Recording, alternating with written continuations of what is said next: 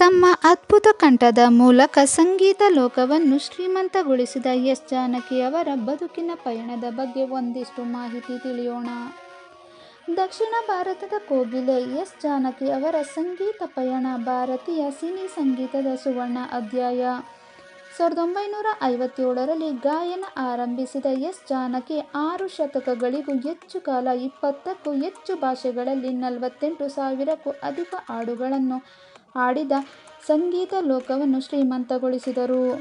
ಕನ್ನಡದಲ್ಲಿ ಅತಿ ಹೆಚ್ಚು ಹಾಡುಗಳನ್ನು ಹಾಡಿರುವ ಜಾನಕಿ ಅವರು 4 ರಾಷ್ಟ್ರೀಯ ಪ್ರಶಸ್ತಿಗಳು, 33 ರಾಜ್ಯ ಪ್ರಶಸ್ತಿಗಳು ಸೇರಿದಂತೆ ಅನೇಕ ಗೌರವಗಳಿಗೆ ಪಾತ್ರರಾಗಿದ್ದರು.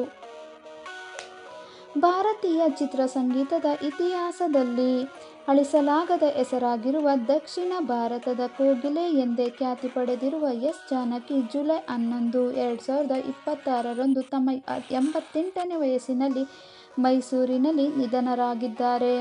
6 ದಶಕಗಳಿಗೂ ಹೆಚ್ಚು ಕಾಲ ತಮ್ಮ ಅಪರೂಪದ ಕಂಠಸಿರಿಯಿಂದ ಭಾರತೀಯ ಸಂಗೀತ ಲೋಕವನ್ನು ಶ್ರೀಮಂತಗೊಳಿಸಿದ್ದ ಜಾನಕಿ ಅವರ ಅಗಲಿಕೆ ಸಂಗೀತ ಕ್ಷೇತ್ರಕ್ಕೆ ತುಂಬಲಾಗದ ನಷ್ಟ ಉಂಟಾಗಿದೆ. ಎಸ್ ಜಾನಕಿ ಅವರು 1938ರ ಏಪ್ರಿಲ್ 23ರಂದು ಆಂಧ್ರ ಪ್ರದೇಶದ ಗುಂಟೂರು ಜಿಲ್ಲೆಯ ಪಲ್ಲಪಟ್ಟಲ ಗ್ರಾಮದಲ್ಲಿ ಜನಿಸಿದರು. ಅವರ ತಂದೆ ಶ್ರೀರಾಮಮೂರ್ತಿ ಆಯುರ್ವೇದ ವೈದ್ಯರು ಹಾಗೂ ಶಿಕ್ಷಕರು ಕೂಡ ಆಗಿದ್ದರು. ಬಾಲ್ಯದಲ್ಲೇ ಸಂಗೀತದತ್ತ ಆಸಕ್ತಿ ಬೆಳೆಸಿಕೊಂಡಿದ್ದ ಜಾನಕಿ ಕೇವಲ 9ನೇ ವಯಸ್ಸಿನಲ್ಲಿ ಮೊದಲ ಬಾರಿಗೆ ಸಾರ್ವಜನಿಕ ವೇದಿಕೆಯಲ್ಲಿ ಹಾಡುವ ಅವಕಾಶ ಪಡೆದರು. ನಾದಸ್ವರ ವಿದ್ವಾಂಸ ಪೈದಿಸ್ವಾಮಿ ಅವರಿಂದ ಸಂಗೀತದ ಮೂಲಭೂತ ಪಾಠಗಳನ್ನು ಕಲಿತರು. ಅವರು ಶಾಸ್ತ್ರೀಯ ಸಂಗೀತದಲ್ಲಿ ಯಾವುದೇ ತರಬೇತಿ ಪಡೆದಿರಲಿಲ್ಲ. 1957ರಲ್ಲಿ ಕೇವಲ 19ನೇ ವಯಸ್ಸಿನಲ್ಲಿ ತಮಿಳಿನ ವಿಧಿயின் ವಿಳಯಾಟು ಚಿತ್ರದ ಮೂಲಕ ಹಿನ್ನೆಲೆ ಗಾಯನ ಆರಂಭಿಸಿದರು. ಅದೇ ವರ್ಷ ತೆಲುಗಿನ ಎಂಎಲ್ಎ ಚಿತ್ರದ ಮೂಲಕ ಮತ್ತೊಂದು ಭಾಷೆಯಲ್ಲೂ ಹಾಡಿ ಮೊದಲ ವರ್ಷದಲ್ಲೇ 6 ಭಾಷೆಗಳಲ್ಲಿ ಹಾಡಿದ ಅಪರೂಪದ ಸಾಧನೆ ಮಾಡಿದರು. ಮುಂದೆ ತಮಿಳು, ತೆಲುಗು, ಕನ್ನಡ, ಮಲಯಾಳಂ ಸೇರಿದಂತೆ ಭಾರತದ ಹಲವು ಭಾಷೆಗಳಲ್ಲಿ ಸಾವಿರಾರು ಹಾಡುಗಳನ್ನು ಹಾಡುತ್ತಾ ದೇಶದ ಅಗ್ರಗಣ್ಯ ಹಿನ್ನೆಲೆ ಗಾಯಕಿಯಾಗಿ ಬೆಳೆದರು.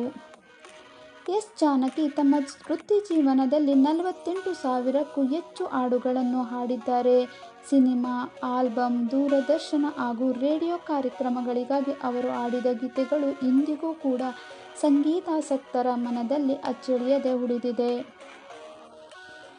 ಕನ್ನಡ, ತೆಲುಗು, ತಮಿಳು, ಮಲಯಾಳಂ, ಹಿಂದಿ, ಸಂಸ್ಕೃತ, ಒಡಿಯಾ, ತುಳು, ಉರ್ದು, ಪಂಜಾಬಿ, ಬೆಂಗಾಳಿ, ಕೊಂಕಣಿ, ಬಡಗ ಸೇರಿದಂತೆ 20ಕ್ಕೂ ಅಧಿಕ ಭಾರತೀಯ ಭಾಷೆಗಳಲ್ಲಿ ಹಾಡಿದ ಖ್ಯಾತಿ ಎಸ್ ಜಾನಕಿ ಅವರದ್ದು. ಇದರ ಜೊತೆಗೆ ಇಂಗ್ಲಿಷ್ ಭಾಷೆಯಲ್ಲೂ ಕೂಡ ಇವರು ಹಾಡಿದ್ದಾರೆ. ಜಾನಕಿ ಅವರು ತಮ್ಮ ವೃತ್ತಿ ಜೀವನದಲ್ಲಿ ಅತಿ ಹೆಚ್ಚು ಹಾಡಿರುವ ಭಾಷೆ ಕನ್ನಡ, ನಂತರ ಮಲಯಾಳಂ ಹಾಗೂ ತೆಲುಗು ಭಾಷೆಗಳಲ್ಲಿನ ಹೆಚ್ಚಿನ ಹಾಡುಗಳನ್ನು ಕೂಡ ಹಾಡಿದ್ದಾರೆ.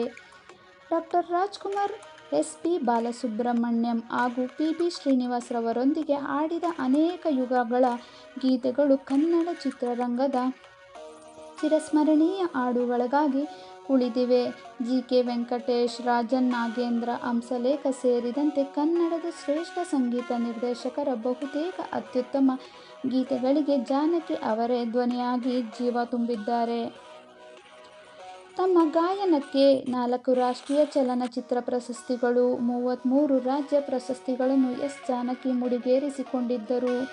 ಕನ್ನಡ ಚಿತ್ರರಂಗಕ್ಕೆ ನೀಡಿದ ಅಪಾರ ಕೊಡುಗೆಗಾಗಿ ಕರ್ನಾಟಕ ಸರ್ಕಾರ ರಾಜ್ಯೋತ್ಸವ ಪ್ರಶಸ್ತಿ, ತಮಿಳುನಾಡು ಸರ್ಕಾರ ಕಲೈಮಾಮಣಿ ಪ್ರಶಸ್ತಿ, ಮೈಸೂರಿನ ವಿಶ್ವವಿದ್ಯಾಲಯ ಗೌರವ ಡಾಕ್ಟರೇಟ್ ಸೇರಿದಂತೆ ಅನೇಕ ಗೌರವಗಳನ್ನು ಅವರು ಅಲಂಕರಿಸಿದ್ದರು.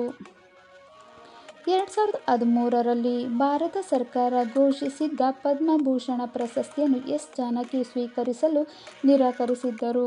ತಮ್ಮ ಸಂಗೀತ ಸೇವೆಗೆ ತಡವಾಗಿ ಗೌರವ ನೀಡಲಾಗಿದೆ ಎಂದು ಅಭಿಪ್ರಾಯಪಟ್ಟಿದ್ದ ಅವರು, ಭಾರತೀಯ ಸಂಗೀತಕ್ಕೆ ನೀಡಿದ ಕೊಡುಗೆಯನ್ನು ಪರಿಗಣಿಸಿ ಭಾರತ ರತ್ನ ನೀಡಬೇಕು ಎಂದು ತಮ್ಮ ಅಭಿಪ್ರಾಯ ವ್ಯಕ್ತಪಡಿಸಿದ್ದರು. 1957ರಲ್ಲಿ ಆರಂಭವಾದ ಅವರ ಸಂಗೀತ ಪಯಣ 6 ದಶಕಗಳಿಗೂ ಹೆಚ್ಚು ಕಾಲ ನಿರಂತರವಾಗಿ ಸಾಗಿತು. 2017ರಲ್ಲಿ ಮೈಸೂರಿನಲ್ಲಿ ನಡೆದ ವಿಶೇಷ ಸಂಗೀತ ಕಾರ್ಯಕ್ರಮದಲ್ಲಿ ಚಿತ್ರಗಾಯನ ಮತ್ತು ವೇದಿಕೆ ಕಾರ್ಯಕ್ರಮಗಳಿಂದ ನಿವೃತ್ತಿ ಘೋಷಿಸಿದರು. ಆದರೆ ಅಭಿಮಾನಿಗಳ ಪ್ರೀತಿಗೆ ಮಣಿದು 2018ರಲ್ಲಿ ತಮಿಳಿನ ಪನ್ನಾಡಿ ಚಿತ್ರದ ಮೂಲಕ ಮತ್ತೊಮ್ಮೆ ಆಡಿ ಎಲ್ಲರನ್ನೂ ಅಚ್ಚರಿಗೊಳಿಸಿದ್ದರು. ತಮಿಳಿನ ಸಿಂಗರವೇಲನೆ ದೇವಾ, ತೆಲುಗು, ಕನ್ನಡ ಹಾಗೂ ಮಲಯಾಳಂನ ಸಾವಿರಾರು ಸೂಪರ್ ಹಿಟ್ ಹಾಡುಗಳ ಜಾನಕಿ ಅವರನ್ನು ಭಾರತೀಯ ಸಂಗೀತ ಲೋಕದ ಅತ್ಯಂತ ಅಭಿವ್ಯಕ್ತಿಶೀಲ ಗಾಯಕಿಯನ್ನಾಗಿ ರೂಪಿಸಿದೆ. ಅವರನ್ನು ಸಂಗೀತ ಪ್ರಿಯರು queen of expression and modulation ಎಂದು ಕರೆಯುತ್ತಾರೆ. 1959ರಲ್ಲಿ ವಿ. ರಾಮ್ ಪ್ರಸಾದ್ ರವರನ್ನು ವಿವಾಹವಾದ ಜಾನಕಿಯವರಿಗೆ ಅವರ ಪತಿ ಸದಾ ಬೆಂಬಲರಾಗಿದ್ದರು. 1997ರಲ್ಲಿ ಹೃದಯಾಘಾತದಿಂದ ರಾಮ್ ಪ್ರಸಾದ್ ರವರು ನಿಧನರಾದರು. ಈ ದಂಪತಿಗೆ ಮುರಳಿ ಕೃಷ್ಣ ಎಂಬ ಮಗನಿದ್ದನು. ಅವರು ಜನವರಿ 22, 2026ರಂದು ನಿಧನರಾಗಿದ್ದು, ಅವರಿಗೆ ಅಪ್ಸರಾ ಮೈಥಿಲಾ ಎಂಬ ಮಗಳಿದ್ದಾಳೆ. ಇಂದು ಜಾನಕಿಯವರು ನಮ್ಮನ್ನು ಅಗಲಿರಬಹುದು. ಆದರೆ ದಕ್ಷಿಣ ಭಾರತದ ಕೋಗಿಲೆಯ ಧ್ವನಿ ಇಂದು ಮೌನವಾಗಿರಬಹುದು. ಆದರೆ ಅವರ ಹಾಡುಗಳು ಎಂದೆಂದಿಗೂ ಸಂಗೀತ ಪ್ರಿಯರ ಹೃದಯದಲ್ಲಿ ಮೊಳಗುತ್ತಲೇ ಇರುತ್ತದೆ. ಇಷ್ಟು ದಕ್ಷಿಣ ಭಾರತದ ಕೋಗಿಲೆ ಎಂದೇ ಹೆಸರುವಾಸಿಯಾಗಿರುವ ಜಾನಕಿ ಅಮ್ಮನವರ ಬಗ್ಗೆ ಇರುವ ಮಾಹಿತಿ. ಧನ್ಯವಾದಗಳು.